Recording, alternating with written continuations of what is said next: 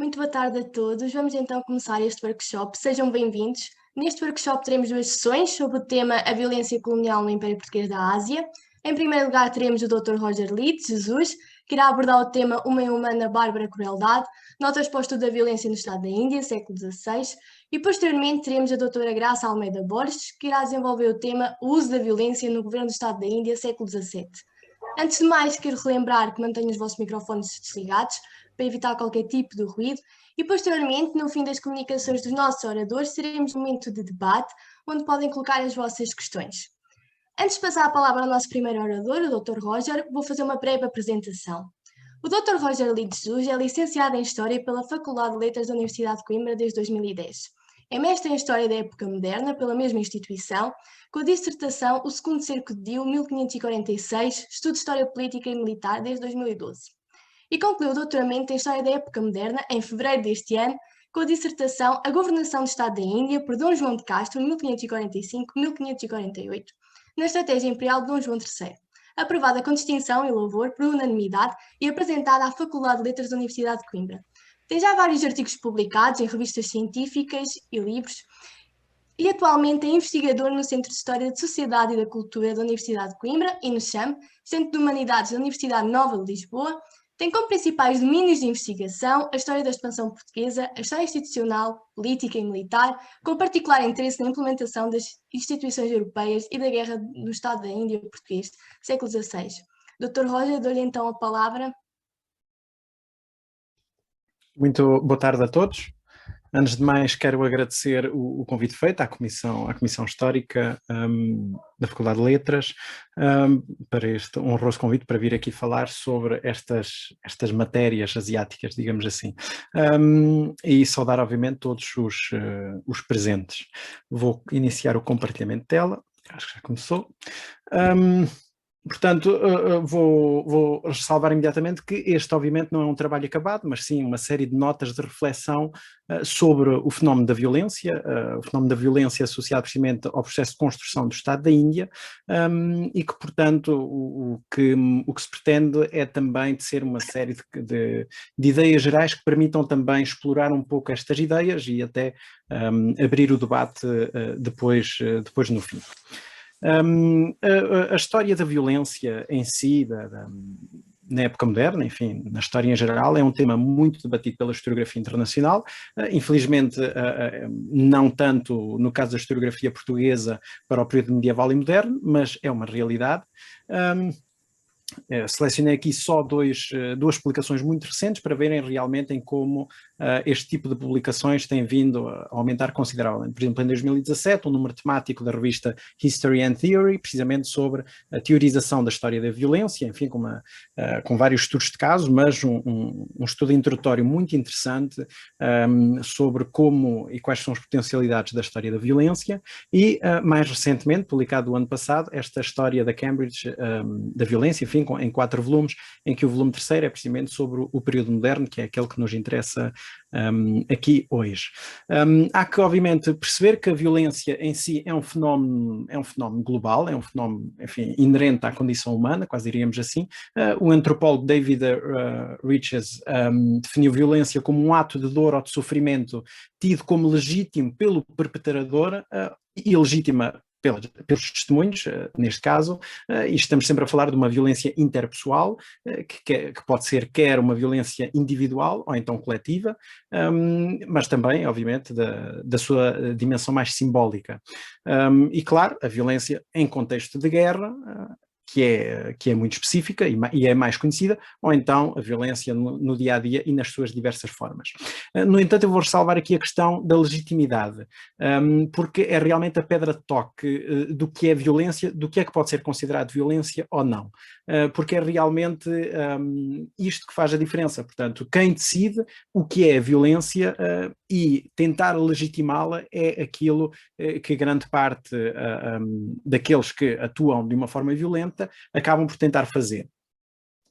Em todo caso, esta definição muito simples de violência pode nem sequer ajudar a compreendê-la, não é? Porque, enfim, uma coisa é definir, outra coisa é compreender.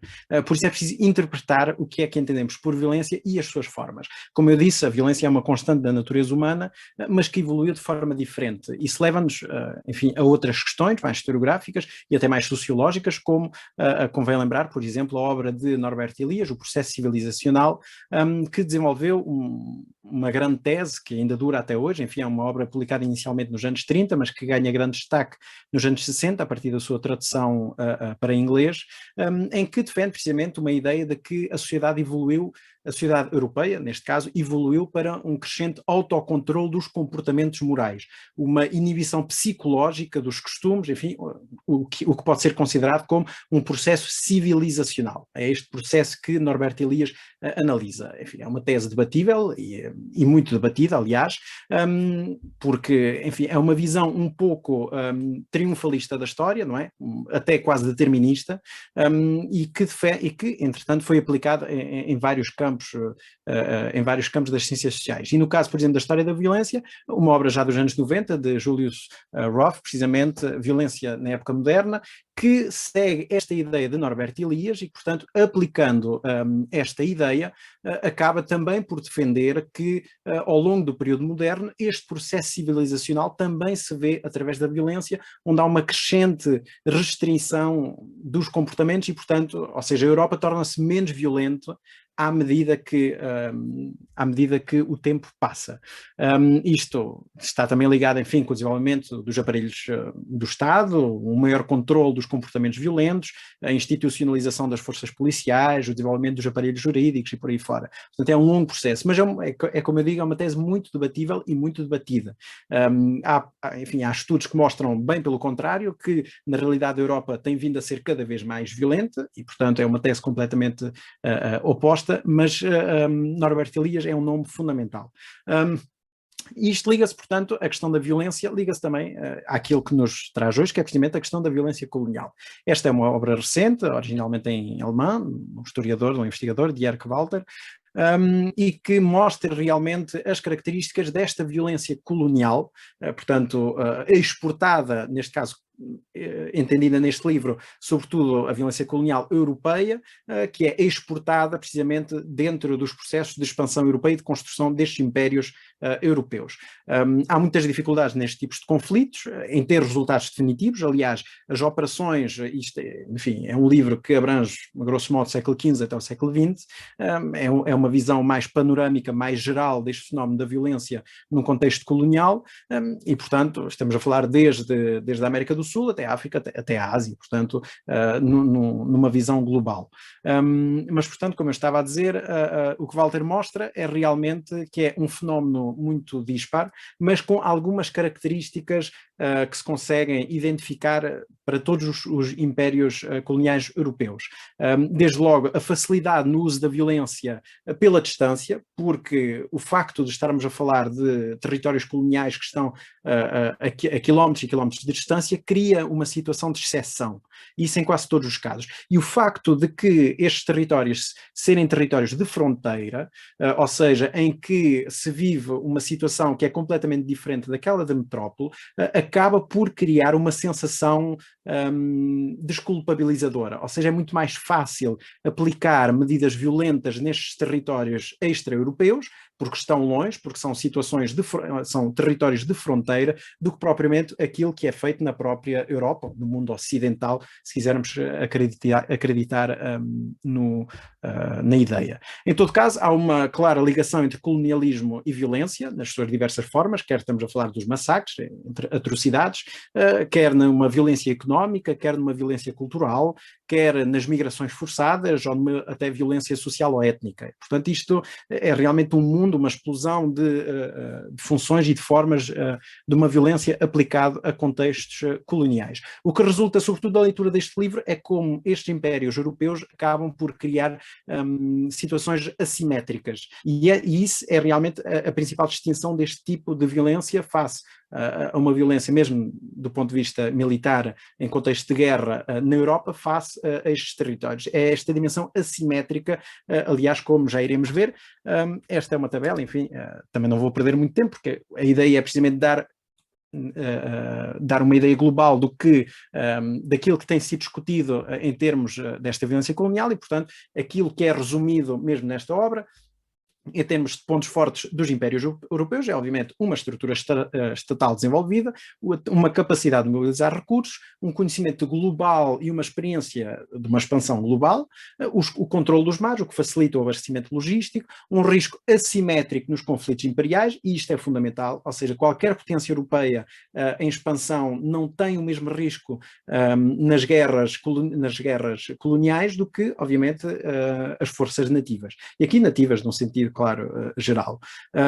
Porque, obviamente, estamos a falar de um risco que é feito à distância. Portanto, é a mesma coisa se transpormos, enfim, também para o modelo de guerra imperial atualmente dos Estados Unidos, é a mesma coisa. Enfim, o risco do próprio Estados Unidos estarem envolvidos em conflitos um pouco por todo o mundo é assimétrico, tendo em conta que, enfim, nunca, a não ser, obviamente, em caso terrorista, é que isso acabou por regressar ao local. Mas, portanto, ainda os impérios europeus têm como ponto forte uma estrutura militar profissional, uma frequente superioridade no transporte, comunicações, tecnologia, uma arquitetura militar mais desenvolvida e, sobretudo, aliados locais, conseguem jogar e até unir. Claro que, do ponto de vista dos seus pontos fracos, enfim, há um uso de recursos inadequados devido a uma política imperial, é necessário ver, é preciso conjugar, sobretudo num nível global, o que dificulta um investimento mais certeiro. Há uma dificuldade de projeção do poder a uma longa distância, porque estamos a falar, enfim, de impérios europeus que se focam quer no Brasil, quer em África, quer na Ásia, portanto têm que realmente se estender por todo lado, uma deslocação de forças pesadamente armadas e os consequentes problemas logísticos e por aí fora. Já do lado das forças nativas em si, há sempre uma superioridade demográfica, isso é inegável, há uma capacidade de manter pequenas guerras, small wars, ou seja, e na realidade os impérios europeus preferem ataques decisivos e resultados muito mais rápidos do que manter uma guerra numa situação de guerrilha, porque isso acaba realmente por moer e por dificultar muito mais o resto. Há uma aclimatação muito maior e uma resistência aos patogénicos locais, enfim, sabemos, os nativos americanos, sobretudo, foram dizimados pelas doenças europeias, mas depois, obviamente, os colonos europeus foram dizimados pelas doenças africanas, sobretudo, do século XIX. Portanto, há este reverso da medalha. Obviamente, no caso local, há um conhecimento muito profundo da geografia física e social, há o apoio local e há uma capacidade de defesa em espaços periféricos, já que, pelo contrário, tem uma fraca, por regra, quando existe uma estrutura estatal, uma grande fragmentação política, uma fraca capacidade de mobilizar recursos comparado, obviamente, com um império global e até, enfim, uma falta de estrutura militar e por aí fora. Portanto, isto foram simplesmente algumas ideias genéricas para se conseguir falar agora do que interessa, que é o caso português da construção do Estado da Índia. Nós chamamos Estado da Índia ao Império Português na Ásia, enfim, o espaço global das posições portuguesas que se estende na sua extensão máxima desde a costa oriental da África, desde Moçambique até Macau e até ao Japão, mais uma vez na sua extensão máxima, mas para pegar na ideia clássica de Luís Filipe de Matos, portanto é uma rede de entrepostos que procura realmente mais o domínio dos mares do que propriamente um império territorial. E, portanto, é um império que se inicia logo a partir do século XVI, enfim, a viagem de Vasco da Gama em 1497-99, e por aí fora, em 1505, a nomeação do primeiro vice-rei, Dom Francisco de Almeida. Portanto, é um longo processo e que é feito, sobretudo, à base da guerra e do comércio. Aliás, em 1561, na sua obra, na sua coreografia, Gaspar Barreiros escreve precisamente que a guerra e o comércio nos descobriram o que sabemos do mundo, e o que mostra precisamente esse binómio, portanto, da guerra e do comércio, que são realmente as pedras basilares da expansão portuguesa na Ásia. E, portanto, o que sobressai disto é a extensão enorme de território descontínuo. E, portanto, para vos falar, neste caso, da violência na construção do Estado da Índia, escolhi 3 casos. Enfim, são casos relativamente conhecidos, mas que poderão, lá está, promover o debate e até entrar em diálogo com aquilo que a minha colega Graça irá falar a seguir. O primeiro caso, enfim, é o famoso caso de Vasco da Gama. Vasco da Gama, além de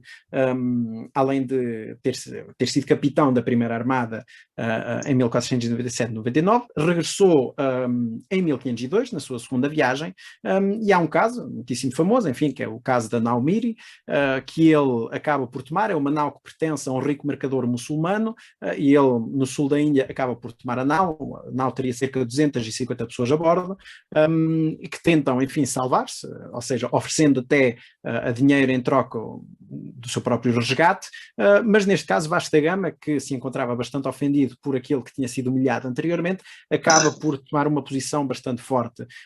Ele acaba por decidir autonomamente e, portanto, sem qualquer direito a apelo, pôr fogo à nau, enfim, a matar toda a gente. Um dos testemunhos que estava lá, precisamente Tomé Lopes, que era um marinheiro do Porto e que escreveu um relato, que eu também irei voltar a mencionar à frente, refere precisamente, e isto estou a citar da fonte: depois de tantos combates, fez o almirante pôr fogo àquela nau, que ardeu com quantas pessoas se achavam dentro, com muita crueldade e sem comiseração alguma. Portanto, é um dos casos mais famosos, até muito bem estudado por Sanjay Subramaniam na sua biografia de Vasco da Gama, que mostra realmente aqui já uma violência, hoje em dia diríamos gratuita, claro, neste caso de uma nau apreendida. O segundo caso é o caso de Afonso de Albuquerque. Afonso de Albuquerque, o segundo governador do Estado da Índia, entre 1509 e 1515, mas mesmo antes de tomar posse, em 1509, ele parte, aliás, em 1506, primeiramente acompanhado de Tristão da Cunha, e, portanto, tem como missão realmente ir até Hormuz, neste caso. E nós sabemos que nesta viagem que fez pela costa do atual Omã, por esta zona vermelha que podem ver aqui, enfim, iniciou uma campanha também de séries de conflitos muito violentos, enfim, que são muito conhecidos, mas que mostram realmente também esta dimensão do terror que Albuquerque, que também ficou conhecido por causa disso, acabou por sonhar. E apenas duas citações, uma delas é de Gaspar Correia, que diz precisamente: foi correndo o lugar, enfim, é um destes povoados, e foi ter nas mesquitas, onde mandou matar quantos dentro estavam, e meninos e velhos, que todos foram mortos, e às mulheres cortar os narizes e orelhas, e aos homens cortar a mão direita e os narizes. Não é só as crónicas, o próprio Afonso de Albuquerque, em carta ao vice-rei, diz que deu-nos Deus tanta vitória contra nossos inimigos e tanto mantimento, com feitos tão honrados e dignos de tanta memória, que parecem mais obras de Deus que de nossas forças, matando-lhe muita gente, trazendo toda a coisa viva à espada. Fui sobre a vila de Mascate e a combati, entrei por força de armas, trazendo-a toda à espada e a fogo. Portanto, não há aqui qualquer pudor nisso, em termos de populações, obviamente que veem realmente chegar o elemento externo e que, não se submetendo, acabam por ser completamente destruídas e arrasadas. Veja-se que o próprio rei Dom Manuel, ao receber estas notícias, acaba por transmitir da mesma forma, quer aos seus súbditos, quer às câmaras. Temos, por exemplo, uma carta escrita pelo rei Dom Manuel à Câmara de Elvas, em 1509, em que ele também cita estes episódios do Albuquerque, onde ele diz precisamente que são vitórias que Nosso Senhor lhe deu contra os mouros inimigos da Santa Fé Católica. E, portanto, isto tem uma também grande dimensão religiosa, também depende, obviamente, de quem estamos a falar. Sabemos que Albuquerque teria esta grande também dimensão espiritual e religiosa, e, portanto, há esta ideia ainda da velha cruzada, que já existia, já tinha sido retomada para a conquista do Norte de África, mas que neste caso, portanto, é transposta também para a expansão portuguesa na Ásia. E estamos a falar de Afonso de Albuquerque, que é uma das figuras mais importantes na construção do Império Português na Ásia. Enfim, é responsável pela conquista de Hormuz, Goa e Malaca, acaba por definir os principais eixos do que é este Império Português na Ásia, do que é esta rede. E, no entanto, isto é apenas dois exemplos, temos muito mais. O outro exemplo que eu vos trago é precisamente de meados do século XVI, do governo de Dom João de Castro. Dom João de Castro foi um governador do Estado da Índia, entre 1545 e 48, e em que também temos muitíssimos casos de exemplos desta utilização, desta violência, deste terror, e que também, como veremos, tem um objetivo certo. Dom João de Castro era um homem, enfim, que é considerado à época um humanista, porque tem um grande conhecimento científico, uma grande cultura. Conhecemos parte, enfim, de reconstituída a sua biblioteca, ou seja, conhecia os autores clássicos, tinha uma ideia realmente do mundo, e sobretudo do ponto de vista científico, muito avançado para o que era um nobre mesmo mesmo à época. Em 1546 já ele governador depara-se com o segundo cerco de Diu. Enfim, Diu é uma pequena fortaleza no norte da África que foi tomada inicialmente, foi cedida em 1535, depois houve o primeiro cerco em 1538 e depois o segundo cerco então em 1546. Enfim, é um cerco de uma dimensão considerável. O cerco é colocado pelo Sultanato do Guzarat, que é precisamente este sultanato do norte, que era o sultanato mais importante do ponto de vista económico, político e até militar do norte da Índia, neste período. É um cerco que dura de março a novembro de 1546, enfim, é um cerco muito pesado para as forças portuguesas e que acaba realmente com uma batalha no dia 10 de novembro. Estas imagens que vocês estão a ver são imagens feitas a posteriori, portanto, por Jerónimo Corte Real, que escreveu um poema épico que eu também já irei mostrar sobre este cerco, e na realidade estas imagens são meramente ilustrativas porque são aquilo que um fulano que nunca pôs os pés na Ásia, como Jerónimo Corte Real, achava que aquilo era só de ouvir e de ler os relatos. Portanto, aquilo que vocês veem não corresponde nada à realidade dos portugueses na Ásia, muito pouco em termos de armamento, muito menos em termos de paisagem, de cidades e por aí fora. Mas neste caso, como eu estava a falar, o segundo cerco de Diu termina com uma batalha, a batalha de 10 de novembro de 1546, nas vésperas do dia de São Martinho. Enfim, é uma batalha também muito sangrenta e do qual temos muitas descrições. Enfim, ninguém põe em causa, obviamente, a violência existente num combate, numa batalha. Já o que acontece na refrega, ou seja, no momento imediatamente a seguir, já é diferente. E há muitos casos, portanto, estes casos, tudo o que tenho vindo a falar não é caso único, até, como também já leirei, são casos muito banais mesmo para a época, mas que acabam por ser notados pelos próprios autores portugueses. Neste caso temos um cronista que esteve lá, que presenciou, que foi Leonardo Nunes, enfim, era um soldado e acabou por escrever uma crónica sobre este governo. O excerto é grande, mas é bastante e aviso desde já que é muito gráfico, em que ele descreve precisamente, já depois de saber, Dom João de Castro saber precisamente que os portugueses tinham alcançado a vitória, o cronista descreve, e matavam os soldados toda a coisa viva, fazendo cruezas fortes, porque matavam velhos e velhas, mancos e aleijados, meninos e meninas, até matarem as mulheres prenhas, tirando-lhes as criaturas do ventre e punham-lhes sobre os peitos feitos em pedaços. Ali nem a condição humana se apiedava da multidão de sangue, nem as gritas e brados daquela vencida gente lhe valia, nem as descabeladas mães podiam valer aos filhos com os meter debaixo das suas fraldas e tomá-los às costas, e fugir com eles pelos desconhecidos campos de sua natureza, porque tudo era metido à espada, e o duro Faim não perdoava a nenhum destas condições. Saíram todos fora à ilha e semearam os campos de corpos mortos e os ribeiros do rio. E foi também a fúria que até não ensancaram a ilha e reverderam as ervas com o sangue Guzarat, e fartaram a sua própria terra dele, não puderam amansar. E torno a lembrar que neste alcance mataram mulheres muito formosas e muito alvas e bem guarnecidas, porque além da fúria ser grande, mandar ao governador, sob pena de morte, que ninguém cativasse. Portanto, há aqui um intuito, que é precisamente semear o terror. Portanto, o próprio Xerto e o próprio Dom João de Castro, em carta a Dom João III específica, que ele mandou realmente não haver cativos, o que acabou, na realidade, por acontecer. Portanto, acabaram por ter alguma compaixão, mas, portanto, é um retrato muito cru, e esta descrição acabou por passar para outros autores, porque, enfim, são textos que circulam dentro dos círculos cultos da época, e, portanto, que chegam precisamente até, por exemplo, Jerónimo Corte Real, que escreve um poema publicado em 1576, é um poema épico, que é publicado, tal como os Lusíadas, aliás, também é um poema épico, obviamente, mas que é publicado, aliás, pouco depois dos Lusíadas, e que descreve não só o segundo cerco de Diu, mas o autor Jerónimo Corte Real faz questão de também dedicar uma parte do seu poema a esta mesma descrição, que nós vemos as semelhanças, que o campo era vencida com famosa e memorável honra a Deus da graça. Move para a cidade e entram dentro os soldados, mostrando uma inumana, bárbara crueldade. Muitos houve de cruel natureza baixa e cível, que mataram cansados, tristes, velhos e inocentes meninos, também moças, alvíssimas e formosas no começo dos seus floridos e aprazíveis anos. Cortam sem nenhum dó castas gargantas, peitos alvos, trepassam com feridas que as entranhas descobrem. Ficam todas as cabeças sem cor desfiguradas, trespassados os seus olhos belíssimos, cobertos de uma triste e mortal sombra, bem assim como quando ficam rosas de suavíssimo cheiro e cor purpúrea, se por desastres são de ânimos brutais.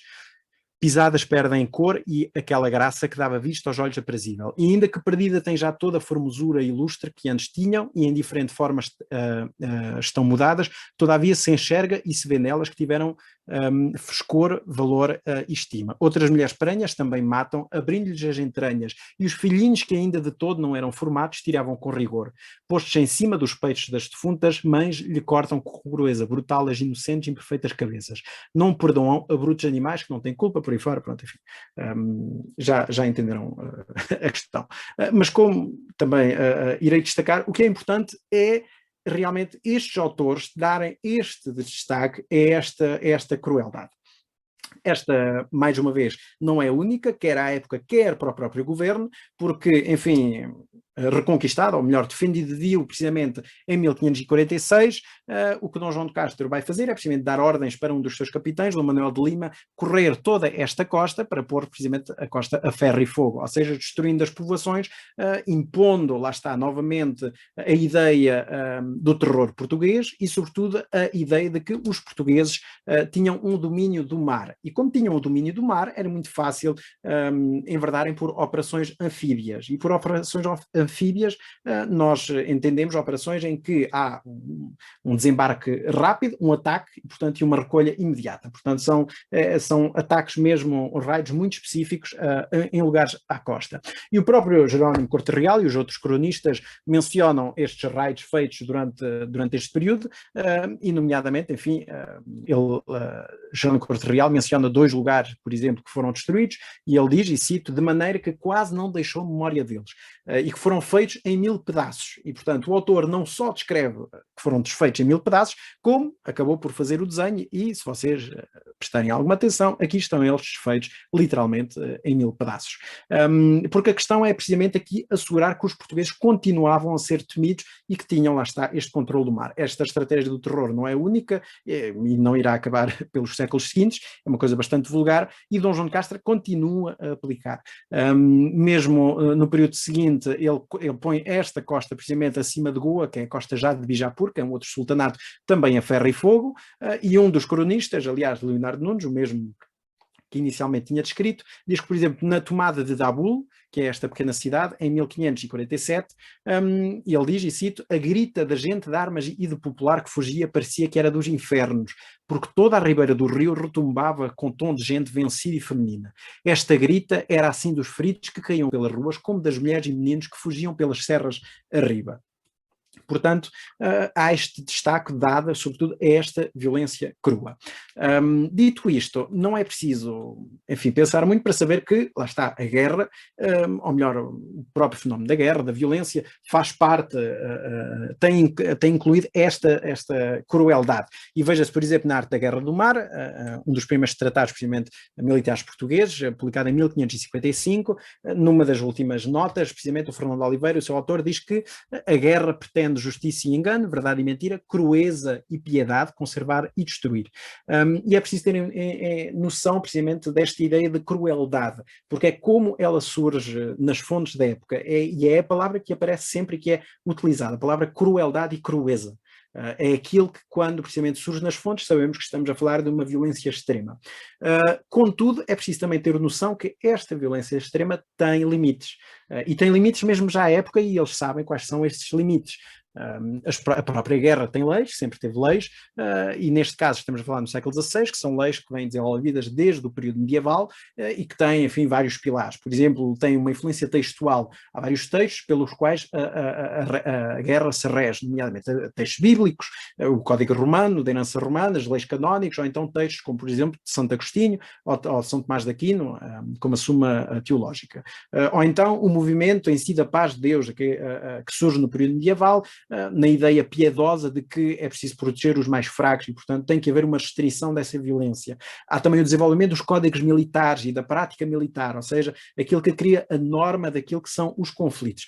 E depois, por fim, há a ideia muito simples, mas que se desenvolve, que é, obviamente, da reciprocidade, ou seja, a ideia de que aquilo que acaba por ser aplicado é aquilo que também vai ser aplicado aos próprios combatentes. E é isso que vigora neste período. Mas, como eu estava a dizer, portanto, há uma ideia, há um entendimento destes limites, dos limites da violência, e quando eles são ultrapassados. Por exemplo, Note-se aquela descrição que eu fiz inicialmente do Vasco da Gama, que mandou precisamente queimar aquela nau em 1502, a nau Miri.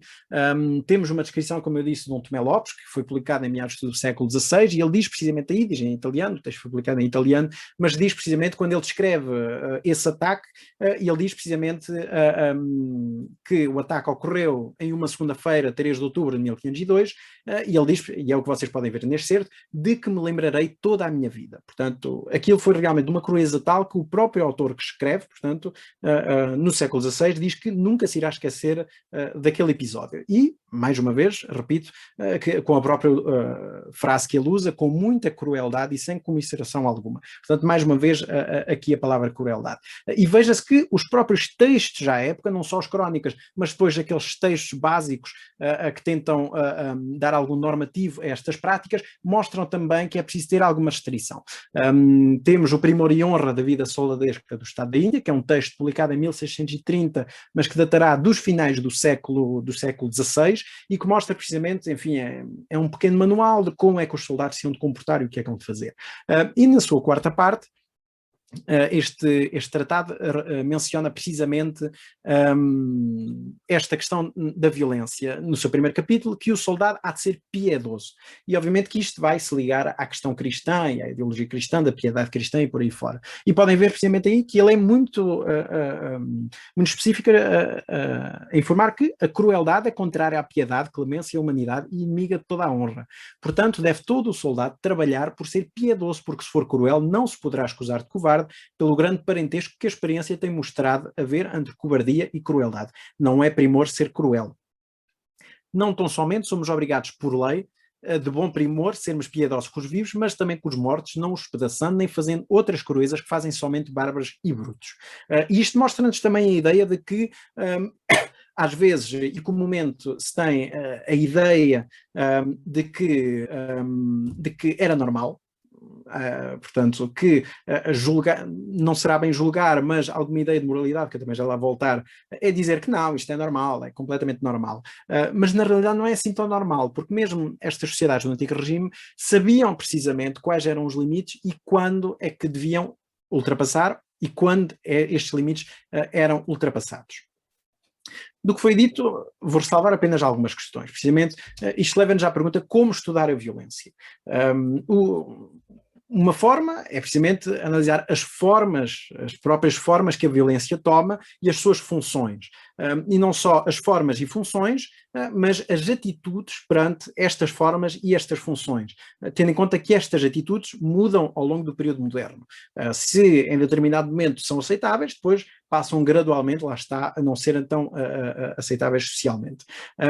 Mas isto é sempre difícil, porque implica propor motivos, ou seja, as motivações e as causas destas mudanças de atitude, que não é um trabalho fácil, mas que o historiador tem, obviamente, que fazer.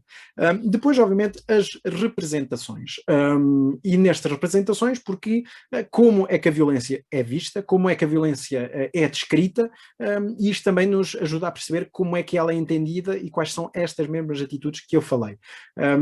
Não só as representações de como é que ela é vista, como é que ela é cometida, neste caso, quando se fala de violência colonial, pelas potências colonizadoras, pelos impérios europeus, mas também como é que ela é vista do lado de lá, no outro, enfim, no elemento nativo, não só na própria ligação, como é que as forças locais viam a violência, mas também como, o que acontece muitas vezes, é que as fontes europeias, e nós temos muitas fontes portuguesas que demonstram largamente isso, que tentam desvalorizar a própria violência portuguesa, tendo em conta que aqueles povos, portanto, os povos asiáticos, eram muito mais bárbaros e tomam variadíssimos exemplos, todos eles desgarrados, e aleatórios, para mostrar que não, portanto, isto não existe violência portuguesa, tendo em conta que estes povos, tal como diz a fonte, estes povos, este elemento outro, é muito mais bárbaro do que o caso português.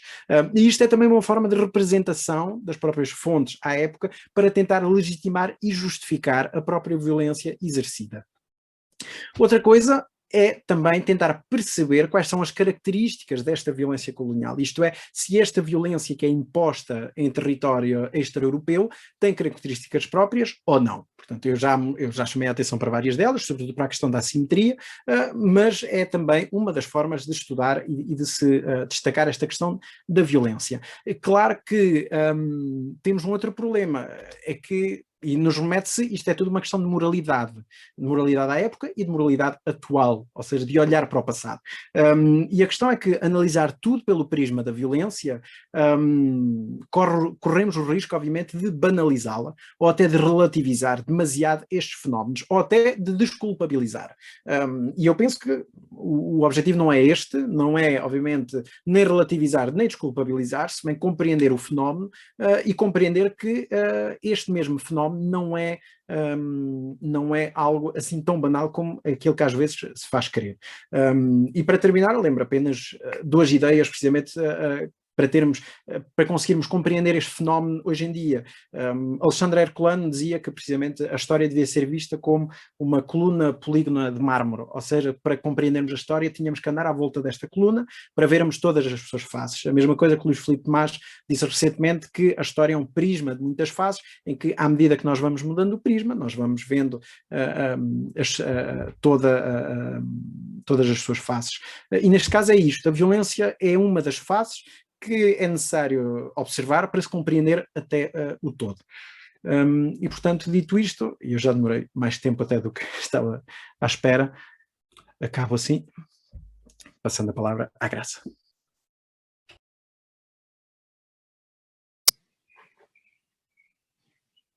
Obrigada, não sei se posso falar, não sei se os colegas da comissão iriam dizer alguma coisa. Posso começar a minha apresentação? Eu posso apresentá-la primeiro? Sim. Deixe-me só ver aqui.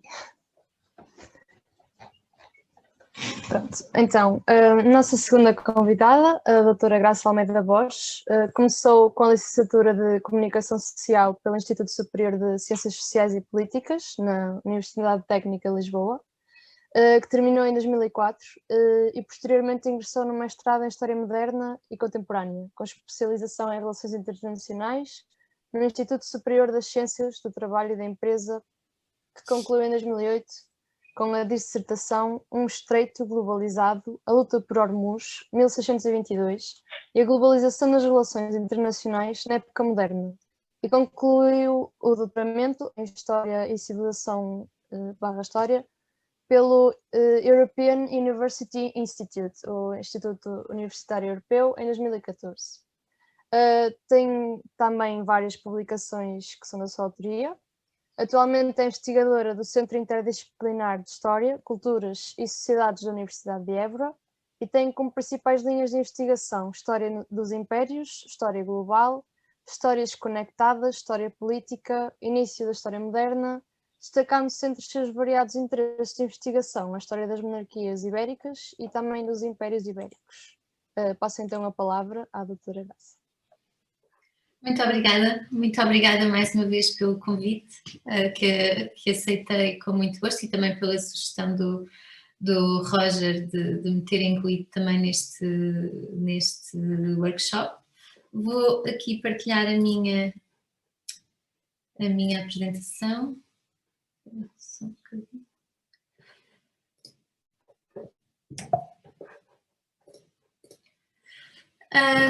Eu vou, na minha apresentação, que vai estar, vai ter uma abordagem um bocadinho mais prática em relação com a do Roger, no sentido em que o Roger deu mais o enquadramento, não é? E o contexto, não só historiográfico, mas também em termos de dinâmicas no Estado da Índia.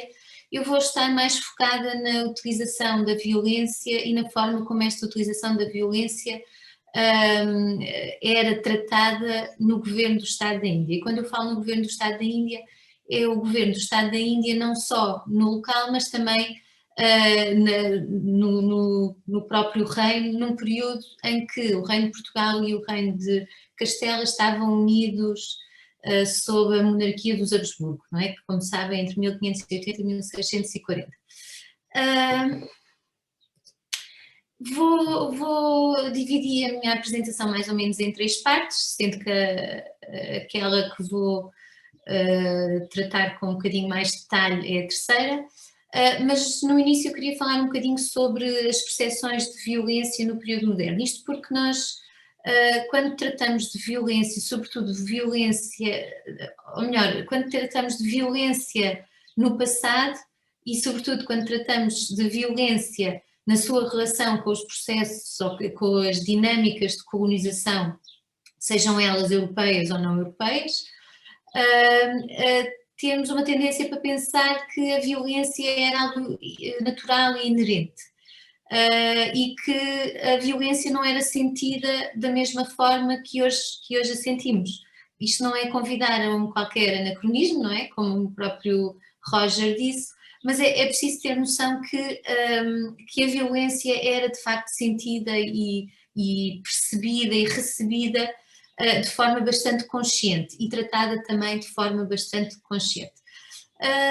Na segunda parte vou dar alguns exemplos de como esta violência era tratada no governo do Estado da Índia e as várias dinâmicas envolvidas e tensões entre as forças, as autoridades locais do Estado da Índia e as ordens que emanavam do reino, não é? Dos conselhos dos tribunais decisores do reino e do próprio rei, e depois então vou focar-me neste exemplo que eu acho que é um exemplo, é daqueles exemplos que eu acho que enquanto historiadores nos cruzamos poucas vezes, temos a pouca sorte de nos cruzarmos poucas vezes com exemplos ou com documentos tão ricos quanto este. Mas que mostra precisamente todas as nuances da utilização da violência ou de todas as nuances envolvidas na utilização de violência no governo do Império. Aquilo que eu quero mostrar, mais ou menos, ao meu argumento central é de que a utilização de violência estava longe de ser um aspecto aceite com naturalidade, mas que estava antes sujeito, pelo menos desde a perspectiva dos centros decisores, estava sujeito a uma estratégia de estabilidade e a considerações morais que orientavam a política dos Habsburgo de forma decisiva. Quando estudamos as percepções da violência, há um conjunto de aspectos que temos de ter em conta. Por um lado, a linguagem da violência. Enquanto historiadores, nós sabemos bem que um dos exercícios que temos que fazer constantemente é analisar o vocabulário utilizado na época, não esperar encontrar determinados conceitos que gostamos de tratar hoje, o próprio conceito de violência, mas quem diz violência diz outros, sei lá, globalização, outros destes conceitos grandes. Não estamos à espera de encontrá-los utilizados na forma que os utilizamos hoje na documentação. No caso da violência, a mesma coisa, há todo um conjunto de palavras, de expressões, algumas das quais o Roger já foi falando, já foi utilizando na sua própria apresentação, mas que remetem para esta violência e que remetem para a existência e para a utilização de violência no governo do Império. Algumas destas palavras são, por exemplo, tiranias, moléstias, abusos. Claro que depois também temos estas crueldades e os vários exemplos que o Roger falou, mas temos outro conjunto de palavras ou de expressões que remetem para a utilização da violência e, sobretudo, que sublinham as várias queixas que havia dos comportamentos das autoridades coloniais, das várias políticas utilizadas, etc. E eu, pelo menos, quando vou analisar esta documentação, e a correspondência colonial é uma das principais fontes com que eu trabalho, Vou procurar a forma como estas palavras são utilizadas, os contextos, tentar interpretar para o que é que elas remetem, etc. Mas é um exercício de que não nos podemos afastar ao estudar a violência no período moderno. Outra forma é estudar também o enquadramento jurídico, a legislação. Neste caso em concreto, eu analisei brevemente algumas das leis contidas nas ordenações filipinas, publicadas em 1603, e há um conjunto de leis que remetem para estes tais abusos, estas tais violências, etc., e que nos ajudam também a tratar a violência, sobretudo depois quando os tratamos em articulação com os exemplos que vamos desenvolvendo.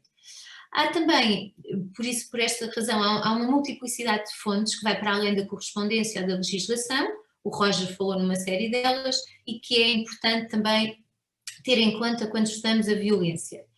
Por outro lado ainda, temos de ter em conta não só os autores destas violências, mas também as suas vítimas.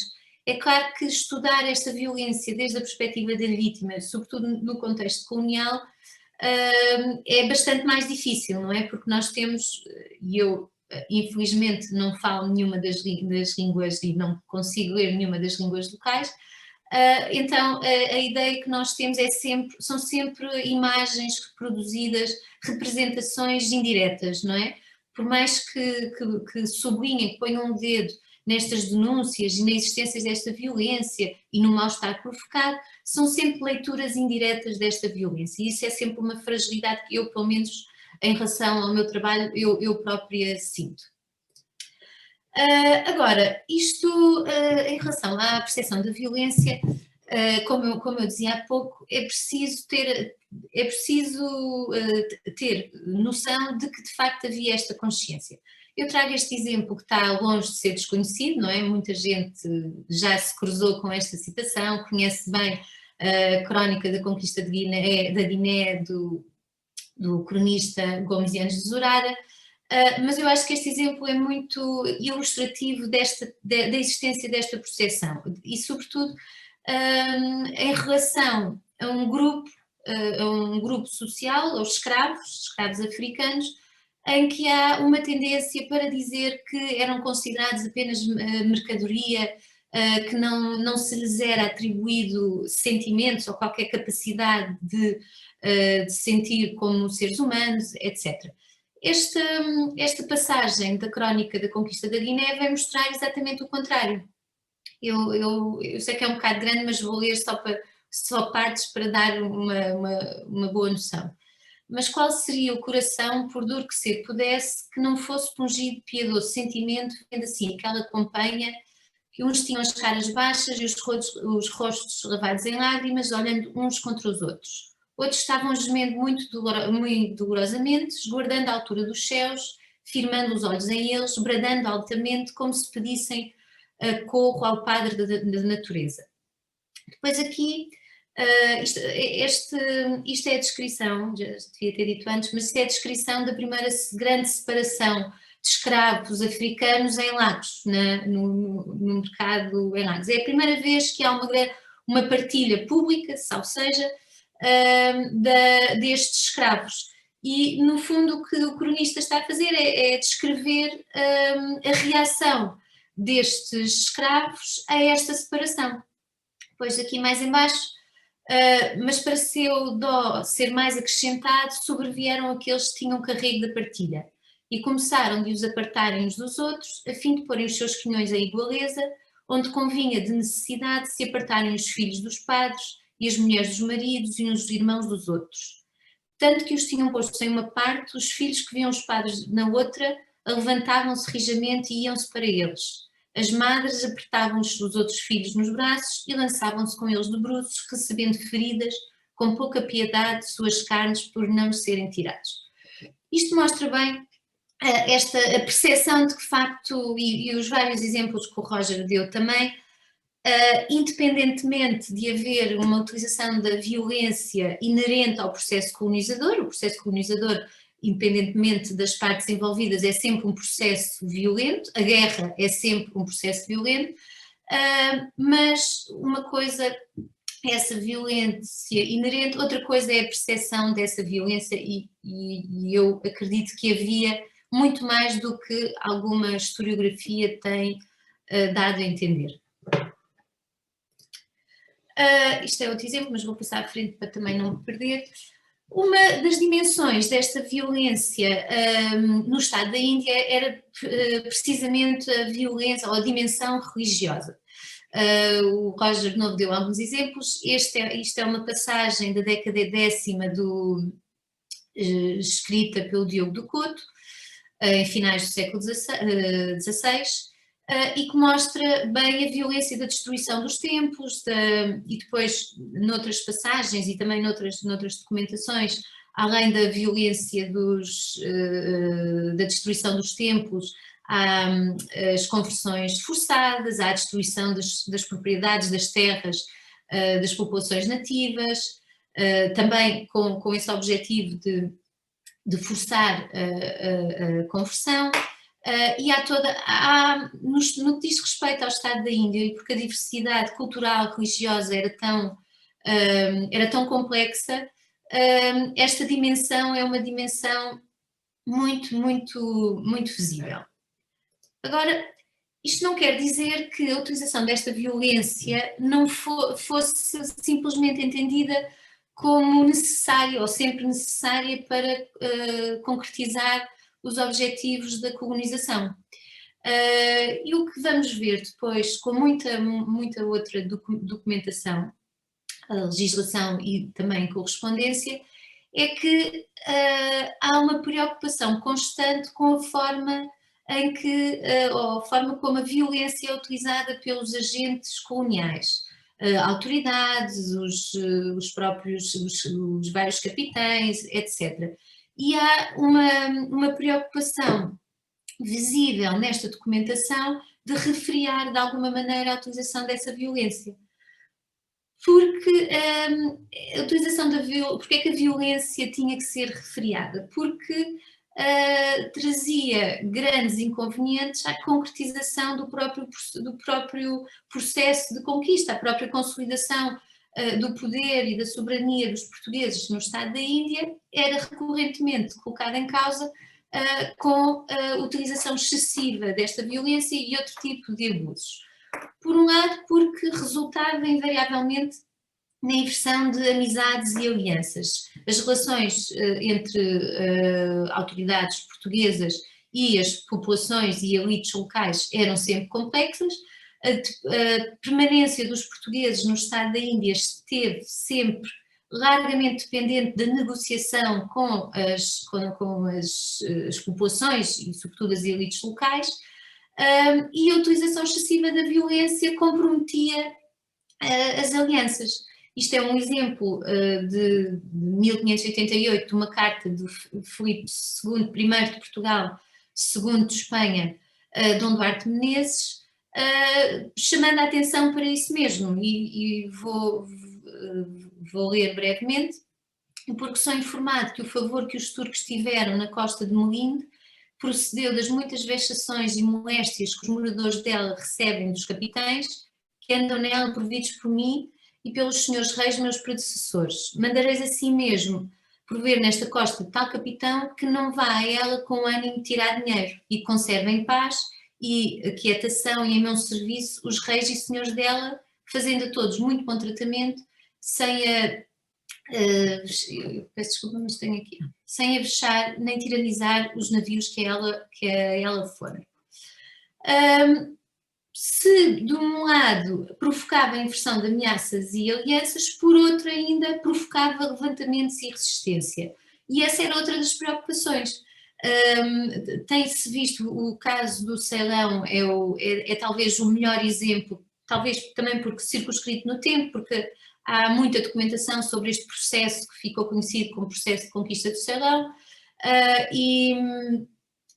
mas é um exemplo paradigmático, onde a utilização excessiva da violência e a conquista, este processo de conquista do Ceilão, o projeto de conquista do Ceilão, é tido como um dos exemplos mais violentos neste período no estado da Índia.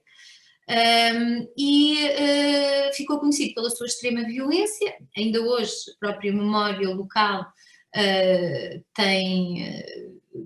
recorda bem essa violência, mas também ficou conhecido por uma resistência permanente a essa violência, o que acabou por resultar no próprio falhanço, no próprio fracasso deste projeto de conquista. E era entendido, do ponto de vista dos centros decisores, sobretudo no reino, era entendido que a violência provocava a resistência e as revoltas, vários levantamentos, sobretudo que houve no Ceilão. Este é um bom exemplo, é uma carta de Filipe III, segundo de Portugal, a Dom Jerónimo de Azevedo, nesta altura já vice-rei da Índia, mas tinha sido capitão-geral do Ceilão durante muitos anos, e é uma das figuras mais associadas a esta violência. Aliás, ao longo de todo o seu percurso como capitão-geral do Ceilão, as queixas em torno da violência que ele empregava no Ceilão foram recorrentes, as repreensões também, mas sempre misturado com alguns louvores ao seu comportamento, à sua capacidade às suas capacidades militares, etc. É uma figura muito controversa da política do Estado da Índia neste período. Mas esta carta chama precisamente a atenção agora ao vice-rei, dizendo o rei: eu sou informado que de alguns anos a esta parte se fazem muitas forças e tiranias aos naturais da ilha de Ceilão, assim pelos capitães e cabeças de içavas, como pelos vidanos das aldeias de que tenho muito desprazer. E porque sem se fazer justiça àquelas gentes não se pode conservar o governo das terras, nem mantê-los em lealdade, sendo assim que se tem entendido que este procedimento é muito a parte de não se acabar a conquista daquela ilha que tanto tempo há que dura. Agora, o problema da violência é que encontrava nas autoridades locais e nestas dinâmicas locais uma grande... ou melhor, o problema destas ordens que chegavam do reino para acabar com a violência, para o bom tratamento das populações nativas, para não fazer guerra, etc., encontrava uma grande resistência por parte das autoridades locais. As dinâmicas locais no estado da Índia, como também o Roger já falou, tinham a sua própria autonomia, motivado pela distância, motivado pela procura de satisfação de interesses próprios, que era característico das autoridades portuguesas no estado da Índia, etc. E um bom exemplo é precisamente dado pelo próprio Dom Jerónimo de Azevedo, também já como vice-rei da Índia, ao mesmo tempo que aquela carta que eu mostrei há pouco era de 1615, mas outras há anteriores em que há uma grande insistência para que o vice-rei controle a violência que há no Ceilão, etc. E ao mesmo tempo que ele está a receber essas cartas de Lisboa ou de Madrid,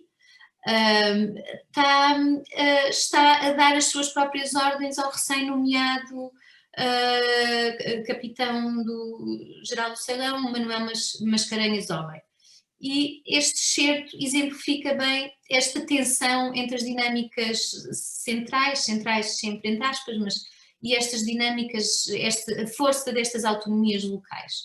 E ele diz que entre aquela nação xingala é muito usado e havido por coisa fácil passarem-se ao inimigo. E com a mesma facilidade se tornam a vir que é gente viva quem vence, principalmente os que vivem nas terras mais vizinhas aos inimigos, sobre o que tereis sempre grande vigilância.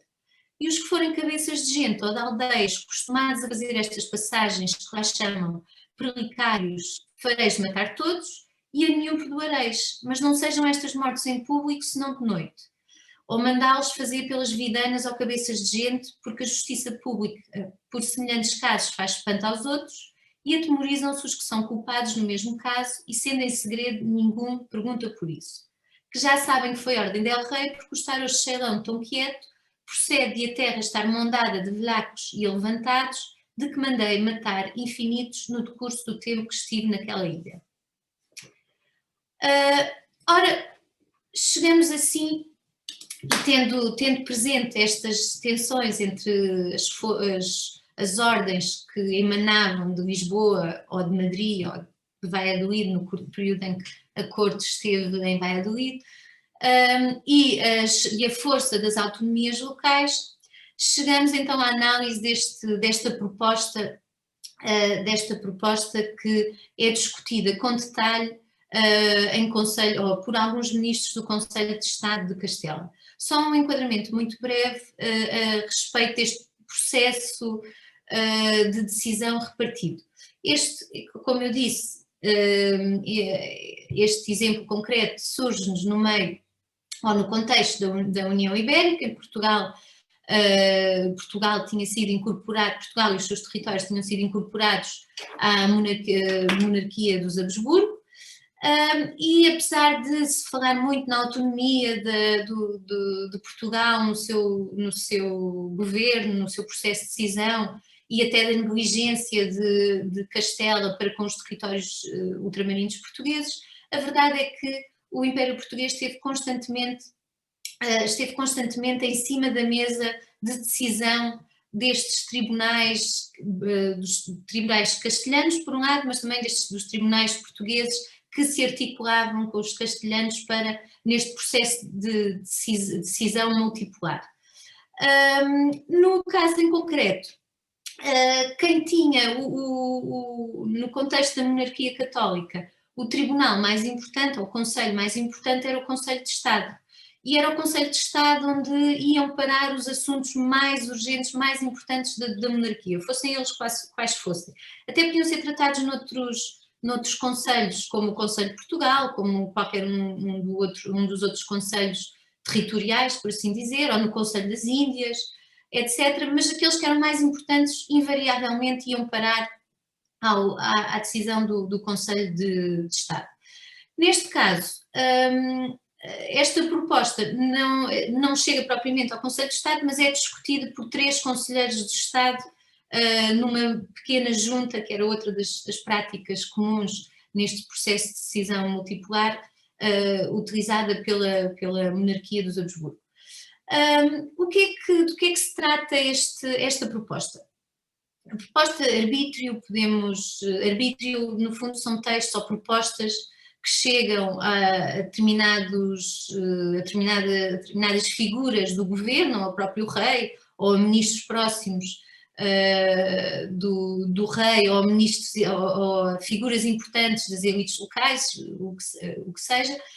São propostas para resolver determinados problemas. É mais ou menos isso que se entende por arbítrio. Em português, o arbítrio é mais a palavra castelhana, em português utiliza-se mais alvitre, em inglês utiliza-se mais project, e pronto, às vezes não se sabe muito bem o que é um arbítrio e o que não é, depende um pouco da nossa interpretação. Eu considero que este texto é um arbítrio porque identifica determinado problema, neste caso do Império Português, e oferece uma solução para resolver. O que é interessante nesta proposta, e eu infelizmente não encontrei a proposta em si, mas encontrei a consulta onde é discutida a proposta deste capitão português, o capitão Sequeira. Teria sido interessante, claro, encontrar a própria proposta, mas infelizmente não consegui, mas a consulta, ou seja, a discussão em torno desta proposta, elenca todo o conteúdo da própria proposta do capitão Sequeira e depois então passa às opiniões dos diferentes conselheiros a propósito deste projeto. E o que é que ele sugere? Estamos início do século XVII, os portugueses e os ingleses e os holandeses já tinham chegado à Índia. Havia uma série de ataques, sobretudo de holandeses, a vários dos territórios portugueses, e a presença holandesa e sobretudo o crescimento holandês na Ásia era uma preocupação para os portugueses. Ao mesmo tempo, no palco europeu, os Habsburgo e as Províncias Unidas tinham assinado umas tréguas conhecidas como tréguas dos 12 anos, entre 1609 1621, que impediam que houvesse qualquer guerra, qualquer conflito entre uns e outros, mas que não incluía os territórios portugueses da Ásia. Então, o que vem o capitão Soqueira sugerir? Vem sugerir acabar com os holandeses de uma assentada, por assim dizer, no estado da Índia, deitando veneno no vinho de todas as tabernas da Ásia. Depois ele dizia que nem sequer perceberiam o que é que lhes tinha acontecido, não é? Porque depois a doença resolvia-se nas enfermarias, como ele diz, ou em câmaras, e que num espaço de 2 anos este projeto, ou este projeto conseguiria acabar com os holandeses de todo no estado da Índia. Nós até podíamos pensar que o projeto ou a proposta é tão mirabolante que nunca teria a atenção de quem quer que fosse, sério, minimamente sério, nestes espaços de decisão. Mas isso não foi o que aconteceu. São então convocadas 3 figuras importantes do espaço próximo, do núcleo próximo de Filipe III, Filipe II de Portugal. O Conde de Lemos, Pedro Fernandes de Castro, Conde de Lemos, ex-presidente do Conselho de Índias, o tribunal que tinha a cargo a administração, o governo dos assuntos das matérias ultramarinas castelhanas, e que tinha sido recém-nomeado vice-rei de Nápoles. Depois foi convocado também Dom Baltazar de Zúñiga, o comendador-maior de Lyon e também embaixador de Castela ao Sacro Império. Portanto, eram figuras importantes. Depois, mais tarde, será chamado também o confessor do rei, Frei Luís da Liaga, que era também das figuras mais importantes, mas o confessor do rei já contextualiza um bocadinho melhor. O que é interessante é que quer o Conde de Lemos, quer o Comendador-Maior de Lyon, olharam a sério para esta proposta e consideraram-na conscientemente e sobretudo, pesaram os benefícios face às desvantagens. E quer para um, quer para o outro, parece muito bem.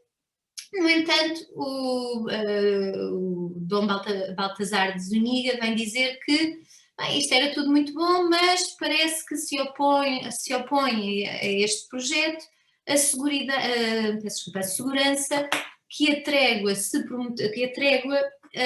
prometeu aos holandeses. Ou melhor, as tréguas e o contrato mútuo entre o rei católico e os holandeses e os direitos das gentes do foro humano. Ou seja, apesar de considerar que a proposta seria ideal para acabar com a ameaça holandesa no Estado da Índia, com todo o prejuízo que isso causava no rendimento e na própria estabilidade do Estado da Índia, ele vem dizer que não, esperem lá que temos a trégua, temos de ter em conta. Depois, o Conde de Lemos, por outro lado, dizia que disse desde o primeiro momento que seria a solução ideal para acabar com a ameaça holandesa no Estado da Índia e que o que estava em causa, e por isso a trégua deveria passar para o segundo plano, porque o que estava em causa era o verdadeiro direito da religião. E ele diz mesmo que o serviço que se faria a Nosso Senhor, mediante esta obra, justificaria tudo, livrando o rei da obrigação e fé da sua palavra, assim no acatamento de Deus, mas como também na comum estima das gentes. E dizia ainda que o direito da religião é tão supremo que, ainda que dissessem os homens sobre escolher a verdadeira, todos reconhecem obrigados a venerar o que professam sobre todas as outras coisas da vida. E então ele dizia que se o que estava em causa era o direito da religião, era a própria religião católica, então que se deveria avançar. Mas qualquer um dos dois concordou que se deveria retirar as dúvidas últimas com o confessor do rei. Quem era o confessor? Nesta altura, o confessor do rei era Frei Luís de Aliaga, que foi entre 1608 e 1621, e era uma figura de importância extrema na política da monarquia. Porquê? Porque era considerado alguns autores de época se referiam como médico da alma. A importância dele era tanta porque ele ajudava o rei a tomar decisões em matérias de Estado e de governo que se cruzavam com matérias do foro moral e religioso. E tinha uma grande ascendência sobre o rei. Como se vai ver, ele vem dizer que, chama-se o Frei Luís de Aliaga, o confessor do rei, e ele diz que o padre confessor, ou melhor, uma nota à parte aqui na consulta, diz que o padre confessor viu isto e, uma vez que a trégua está publicada e que os holandeses não fizeram nada contra ela, parece-lhe que, com boa consciência, não se pode admitir nem executar a proposta do capitão Sequeira. Aqui vamos outra vez sublinhar, isto é um tema, quer dizer, é um tema essencial para perceber a leitura deste projeto e sobretudo a decisão, mas é um tema colateral em relação ao tema principal da violência, que é o facto das tréguas serem entendidas de forma diferente consoante portugueses e castelhanos, e isso também provocou várias tensões dentro da própria União de Coroas e entre portugueses e castelhanos. O rei vem dizer, tomei conhecimento e não se avance com essa proposta. Ou seja, há uma influência decisiva do confessor do rei, entendido como depositário de consciência régia, na decisão que acaba por ser tomada. Ora, então, concluindo, eu acho o que eu tentei mostrar com estes vários exemplos é que a violência era, acima de tudo, independentemente de todas as forças locais e autonomias e violência do próprio projeto, dos próprios processos de colonização, a violência era uma matéria de Estado, era uma matéria que invariavelmente era discutida nos principais centros decisores da monarquia. Eu aqui estou a falar na monarquia católica, porque Portugal está integrado na monarquia, e o processo, eu vejo este processo de decisão como um processo de decisão integrado. A violência não era de todo uma opção imediata e refletida, estava sujeita a uma estratégia de estabilidade. Estamos num momento em que a monarquia católica e Portugal e os seus territórios ultramarinos contribuíram muito para isso, mas que enfrentava conflitos em todas as frentes, dentro da Europa, fora da Europa, não tinha literalmente, não tinha para onde se virar, não é? E então esta violência provocava a instabilidade dos territórios, e isto foi notório no caso do Estado da Índia. Por isso também a preocupação em controlar a violência, controlar os comportamentos e as autonomias locais para tentar promover essa estabilidade. Mas por fim era também uma matéria de consciência, era uma matéria que tinha pressupostos morais e jurídicos também inerentes e que faziam com que não fosse a primeira opção ou não fosse sequer a opção mais pretendida. Isto é notório no Estado da Índia também, mas depois, se formos então aos espaços americanos e todas as discussões que surgiram em torno dos direitos das populações nativas, etc., isso é bastante evidente. E pronto, concluindo, a mim parece-me que esta preocupação com o uso da violência, com a utilização, com a gestão da violência, reflete, e sobretudo à luz deste exemplo do capitão Sequeira e da sua proposta de envenenar todos os holandeses da Ásia, reflete bem a influência desta consciência e moralidade na política global da monarquia católica. Muito obrigada. Não sei se falei demais, mas... Muito obrigada aos nossos dois convidados pelas exposições tão enriquecedoras e agora abrimos um momento de debate onde podem colocar as vossas questões colocando a mão no ar através das reações aqui no Zoom ou podem colocar a vossa questão no bate-papo escrevendo.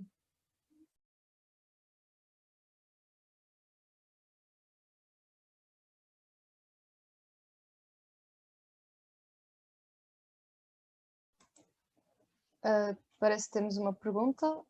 Návia, passo-te a palavra.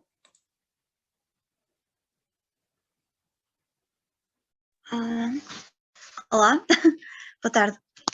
Antes de mais, obrigada pela iniciativa, e gostei muito de ambas as participações, foi bastante elucidativo. A minha questão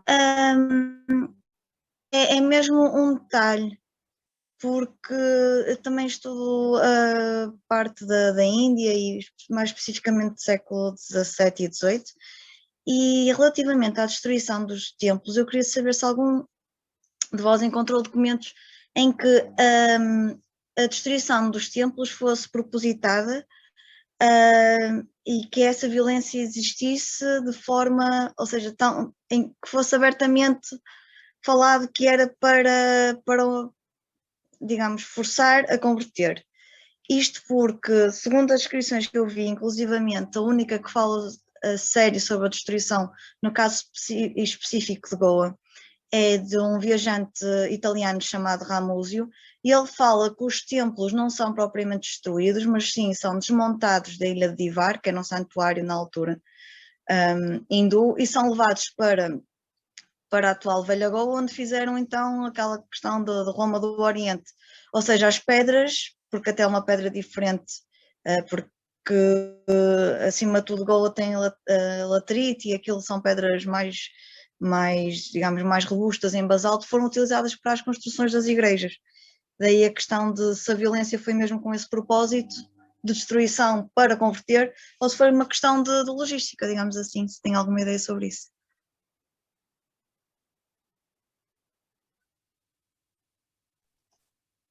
Não sei se querem juntar mais perguntas ou se é para responder já.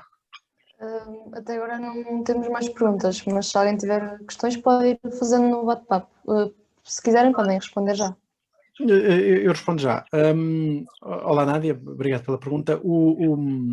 Eu diria que sim, que há claros indícios, sobretudo, eu conheço obviamente mais do século XVI, que é mais o período que me tenho focado, e existe logo o grande momento de destruição dos templos de Goa, das terras firmes, logo a partir da década de 1540, e há ordens diretas do rei Dom João III para que isso aconteça, e isso é levado a cabo muito bem pelo clero regular e apoiado pelos jesuítas, que também começam a chegar a partir dessa década de 1540, e portanto há indícios muito violentos dessa destruição dos templos, descrições muito vivas, mesmo dos jesuítas, que se orgulham daquilo.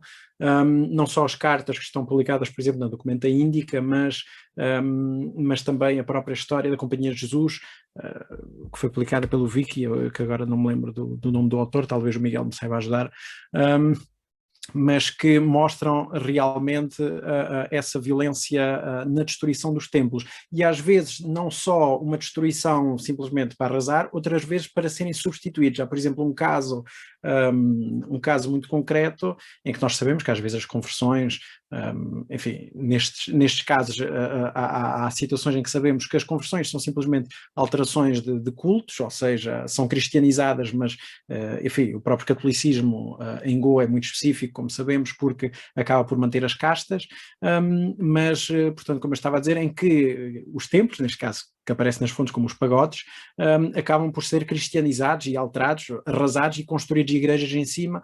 Eu lembro-me, por exemplo, o pagode de Mardol, nas terras firmes de Goa, na zona de Salsete, em que há precisamente uma descrição muito específica, em que o pagode era um pagode que já tinha uma espécie de estrutura entrincheirada, ou seja, meio fortificada, é aproveitada pelos portugueses e é transformada transformada numa trincheira, ou seja, passa a ter uma estrutura militar, só que apesar de ser uma estrutura militar, os hindus continuavam a ir lá em devoção, então eles acabam por arrasar aquilo tudo, construir uma igreja a 300 metros, qualquer coisa assim, o caso está relativamente bem documentado. Portanto, os casos que eu conheço logo em Goa, nesse período, a partir de 1540, 50, 60, que é a principal fase da destruição desses templos, é muito violenta e é muito escrita, e que depois tem uma reação imediatamente nas décadas seguintes, tanto que é conhecido o caso do martírio dos Colquhoun, salvo erro, se não me falha o nome.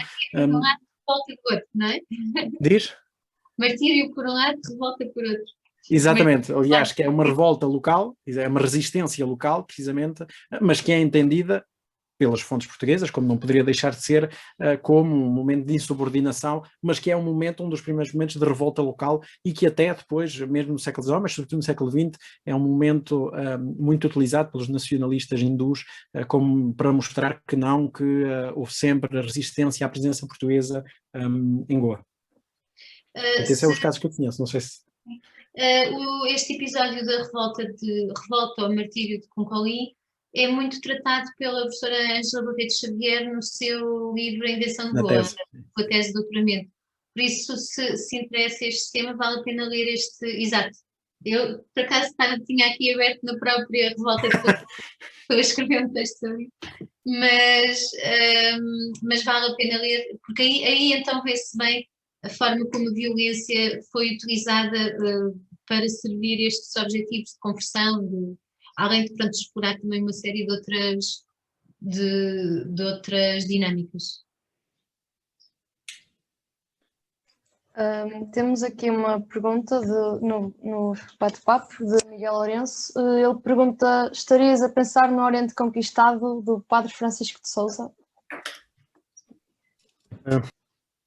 Não, eu estava a falar de uma crónica e agora, eu penso que é de um Sebastião, agora está a falar e acho que me vem à mente, é de um Sebastião qualquer coisa, se calhar não tem nada a ver, mas não sei porque é que o nome Sebastião está na mente, mas é uma... Eu já me vem à mente, não se preocupem, entretanto já me aparece. Certo, temos outra questão de Hugo. Ele pergunta como é que a historiografia indiana tem abordado estas questões. Podes responder primeiro agora, Graça. Eu confesso que os trabalhos que conheço melhor são os do Sanjay Subramanian, da própria Ângela Barreto Xavier, que estão mais familiarizados com a historiografia indiana.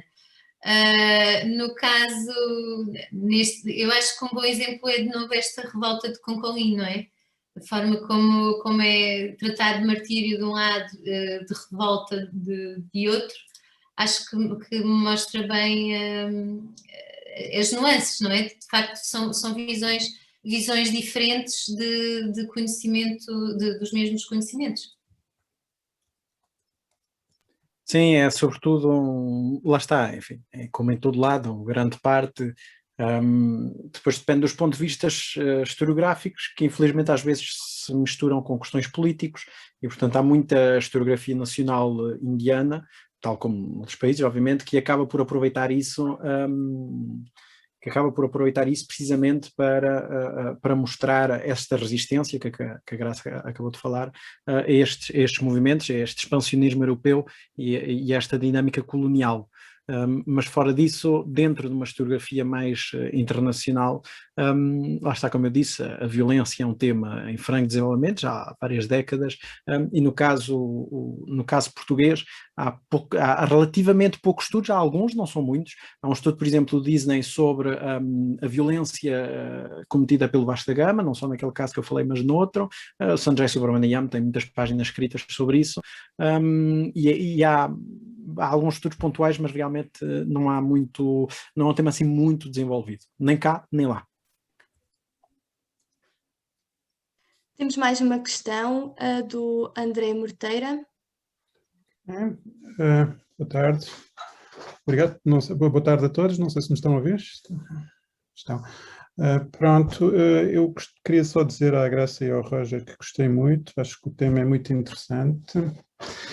A minha pergunta, não sei se será mais um comentário, portanto, o Roger falou um pouco disto, de como as próprias fontes da época diziam que, apesar de haver esta noção de que a violência é algo que tinha de ser controlado, que não havia licença para cometer violência, todo o tipo de violência indiscriminadamente, mas o Roger referiu, pelo menos, que as próprias fontes da época diziam que com estes povos fora da época, fora da Europa, bárbaros, se podia ir mais longe do que na Europa propriamente dita.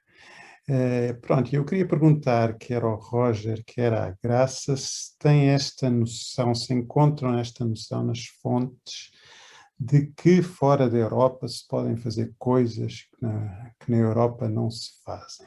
Por exemplo, chama a atenção que o próprio caso que a Graça falou é para fazer na Ásia, mas é contra europeus. Portanto, se eles concordam-se de facto que esta ideia, abaixo do Equador, por assim dizer, se podem fazer coisas que na Europa não se pode fazer. Até porque na Europa a violência era muito grande, não precisa de falar da Guerra dos 30 anos e tudo isso. Mas pronto, é apenas uma pergunta. Teria muitas outras e muitos outros comentários a fazer, mas gostava de ouvir os dois sobre isso.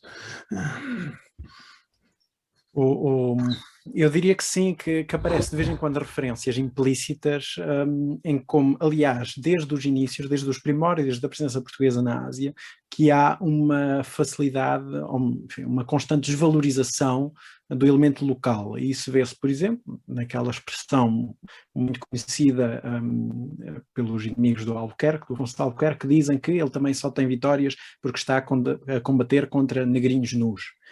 Negrinhos nus e que mal têm roupa, portanto é muito mais fácil derrotar, digamos assim, esses negrinhos nus, e ele está-se a falar literalmente dos indianos, que obviamente não têm armamento defensivo como já existe na Europa à época e já é usual, e portanto há sempre essa ideia não só de desvalorizar o oponente, como há essa ideia de transformar o outro num elemento bárbaro. E isso é algo comum desde o século XV até ao século XX, e vê-se quer acontece no Brasil, quer na África, sobretudo, obviamente, no século XIX com muita força, nas campanhas de pacificação, de Angola e Moçambique e por aí fora, até à guerra colonial, isso até acontece. Mais recentemente há esse elemento sempre de desvalorização do elemento e até um pouco de demonização, o que facilita, o que facilita depois qualquer tipo de violência ou até mesmo ato de guerra propriamente dito. Isto leva a que, mas lá está, também não é algo único da violência colonial. Isso também acontece em contexto europeu, também se tenta mostrar, ou desumanizar, melhor dito, desumanizar o oponente para facilitar depois a barbárie. As fontes portuguesas não aparece, lá está, tão preto no branco em como a violência é mais explícita e mais facilitada porque estamos a uma viagem de 6 meses de Lisboa, mas eu diria que há bons indícios em como isso facilitaria as operações. Eu não sei, eu se calhar faria uma leitura diferente. Eu, antes de mais, queria agradecer o comentário porque nunca tinha pesado as duas coisas, mas agora estava aqui a ouvir o Roger e a pensar. Eu acho que primeiro, este tipo de violência, como a que este capitão Sequeira propõe, vai verificar-se muito no espaço ultramarinos entre europeus, não é? Basta pensarmos no massacre de Amboino entre holandeses e ingleses, no massacre de Inácio de Azevedo e dos 30, o martírio dos jesuítas, não é? Ou até noutro episódio que ficou muito conhecido como o massacre de Matanças, naquilo que é hoje Flórida, em que os espanhóis mataram uma série de franceses, etc. E são tudo episódios que primeiro são conhecidos como massacre ou como martírio, não é? São muito tratados pelas fontes e tudo mais. Agora, eu acho que quando pensamos na violência colonial como exercida sobre populações nativas, acho que há um fator que pesa, que é este sentido de superioridade ou fragilidade, não é? Isso é muito evidente no caso americano, em que havia esta missão de evangelizar, de tornar, de civilizar o bom selvagem, etc. Não é? Depois toda a série de abusos que se geram em relação a essas populações para procura de mão de obra escrava, etc. Isto no caso espanhol, mas também no português é bastante evidente. Acho que há aí, talvez, se nós olharmos para as fontes, há um sentido de superioridade que nós não encontramos nas descrições entre europeus, não é? O discurso é ligeiramente diferente e eu acho que essa superioridade, não só superioridade militar muitas vezes, mas também superioridade civilizacional, se é que podemos pensar assim, como era entendida por esta gente na altura, claro. Acho que eu veria mais a diferença aí do que no facto de ser uma violência exercida fora da Europa. Claro que depois o espaço ultramarino, os espaços imperiais, abriam espaço para todo um conjunto de eventos, de conflitos, de batalhas que fugiam um bocadinho a estas considerações, outro tipo de considerações que existiam dentro da Europa, não é? Não era mais difícil chegar dentro da Europa, atacar o que é que fosse, sei lá, inglês, etc., quando depois também se irá ver. Enquanto estas batalhas em alto mar, por exemplo, aconteciam quase em terra de ninguém, não é? Fugiam mais ao escrutínio. Mas eu colocaria mais a tónica nesta superioridade civilizacional, tal como era sentida por...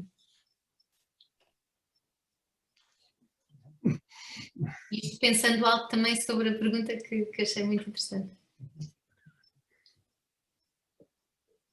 Temos aqui mais uma intervenção no bate-papo do Prapti, em que ele refere: sou estudante de arqueologia na Índia e conheço alguns sítios na província do Norte, especificamente Chaul, onde existem atualmente estruturas muçulmanas do período pré-português, embora haja muitos relatos sobre a destruição de todas as estruturas não católicas na área. Muito interessante esta discussão.